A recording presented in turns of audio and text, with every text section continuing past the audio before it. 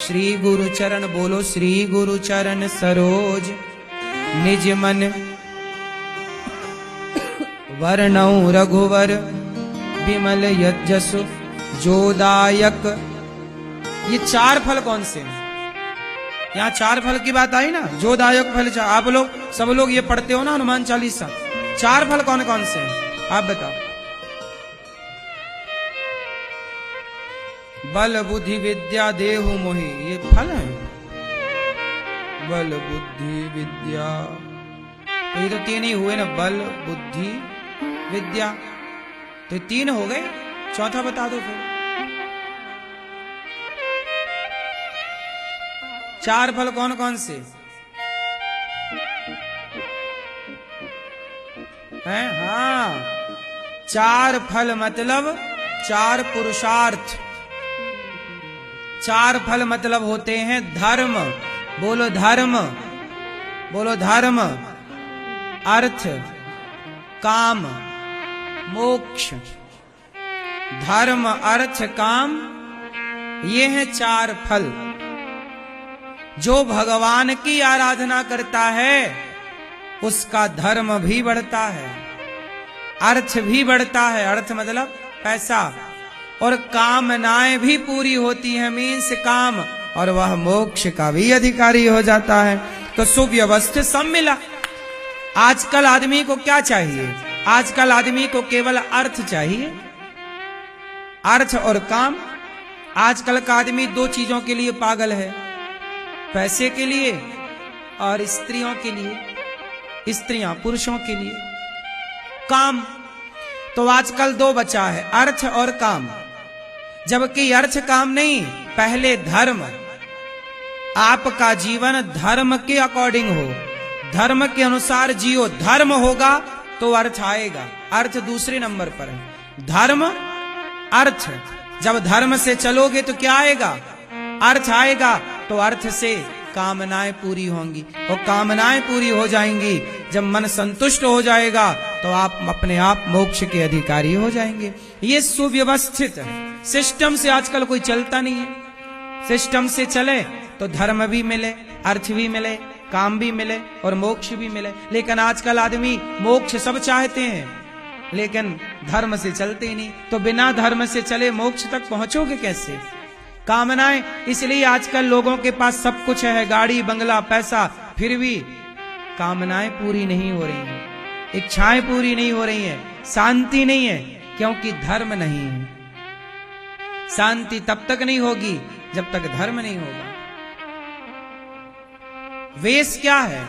हमने कितनी भी बड़ी इमारत बनाई हो, ऊपर कितना भी इंटीरियर में पैसा खर्च कर दो, आप कितनी भी सुंदरता घर को दे दो, लेकिन उसकी नींव कमजोर है। तो नींव कमजोर है तो ऊपर कितना भी सजाओ, उस सजावट का कोई मतलब है? क्यों मेरी माँ, मतलब है? भाई नींव मजबूत हो तब ना वो तूफान, भूकंप और बारिश और सब सहेगा। यदि किसी के घर में बारिश में पानी भर गया और यदि कमजोर है तो गिर ना जाएगा। मजबूत होगा तो भरा रहे पानी। वेश तैयार है, मजबूत है, बोलो हाँ। तो आप सबका, हम सबका वेश, नींव क्या है? धर्म। और आजकल धर्म है ही नहीं, नींव ही नहीं है, अर्थ अर्थ है, तो कहां टकेगा तेरा अर्थ? इसलिए पैसा आदमी कमाता है, कमा के उसी पैसे से उसका पतन भी हो जाता है।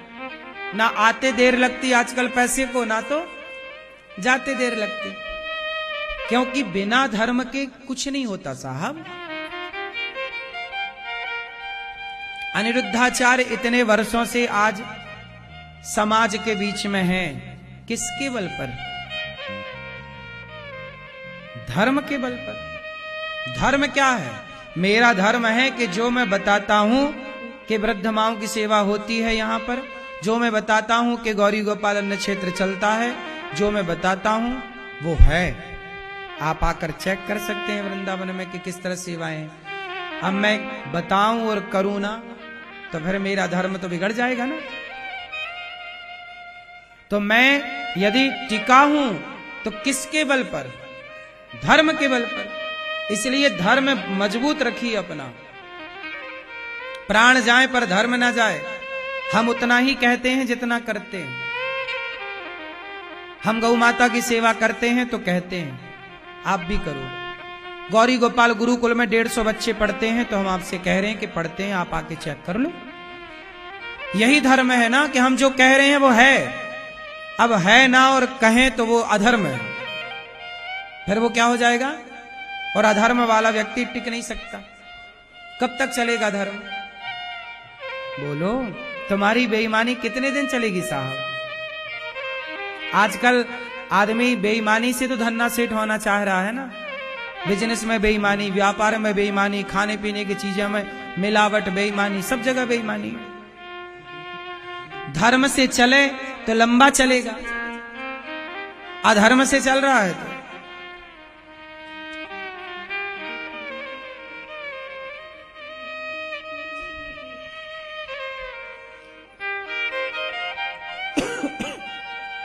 इसलिए धर्म होगा तो अर्थ आएगा।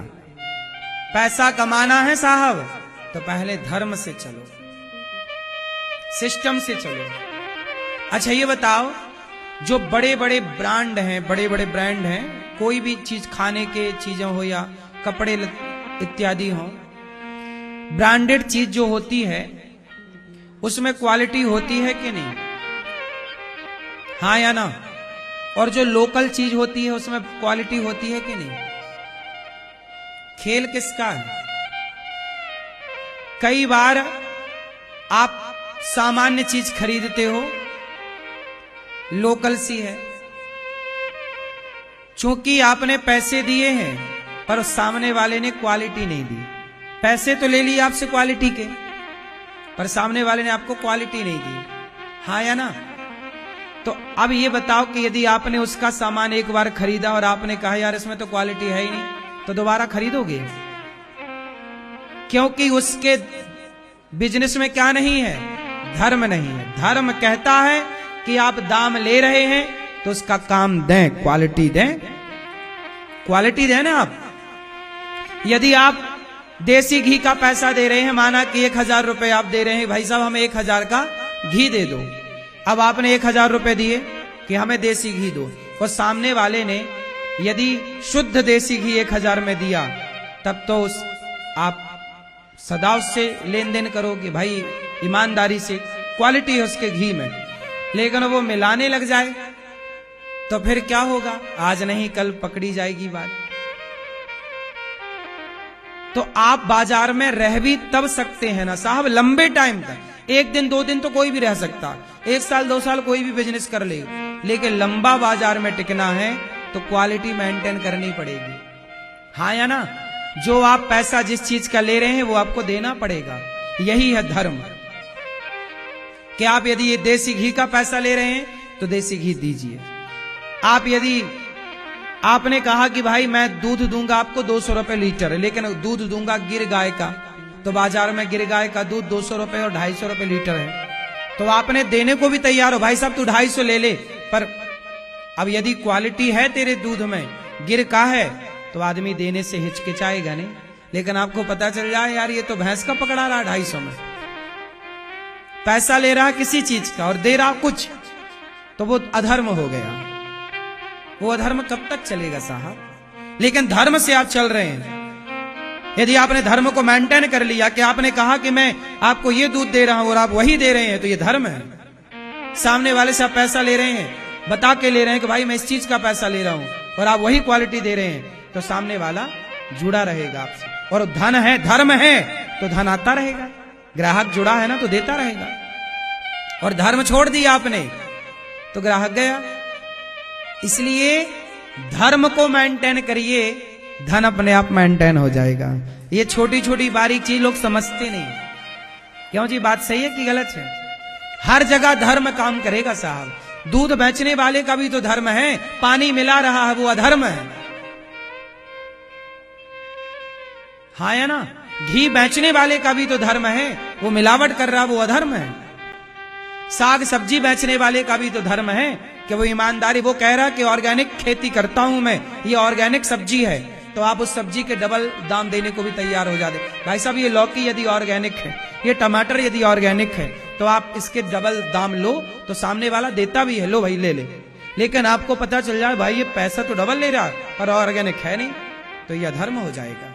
लेकिन वो धर्म से कहे कि मैं ऑर्गेनिक करता हूं और वो ऑर्गेनिक करे, और आपको धर्म से ले, भले ज्यादा पैसा ले पर कह कर ले कि भाई मेरी मेहनत, तो वो धर्म है या नहीं? धर्म ना जाए, धर्म सबका होता है भाई, किसान का भी धर्म है। मैं कह रहा हूं कि मैं ये जहर है, ये जहर बेच रहा हूं, तो जहर बेचने वाला भी फिर जहर ही बेच, शुद्ध जहर बेच। आजकल ऐसा जहर चूहा खाता मरता ही नहीं।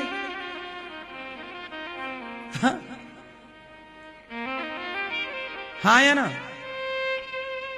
तो आजकल जहर में भी मिलावट है, मतलब वो भी अधर्म कर रहा है। क्यों जी, बात सही है। एक मैया बोली मैं सेल्फास खाई, महाराज जी मरी ही नहीं। मैंने कहा तुम ऐसी खा गई होंगी। तो ऐसे ही आजकल जहर भी खा के आदमी नहीं मर पा रहा है, मिलावट। क्यों मेरी मां? खरीदने ना चले जाना, ट्राई ना कर लेना, कह ही रहे हैं बस।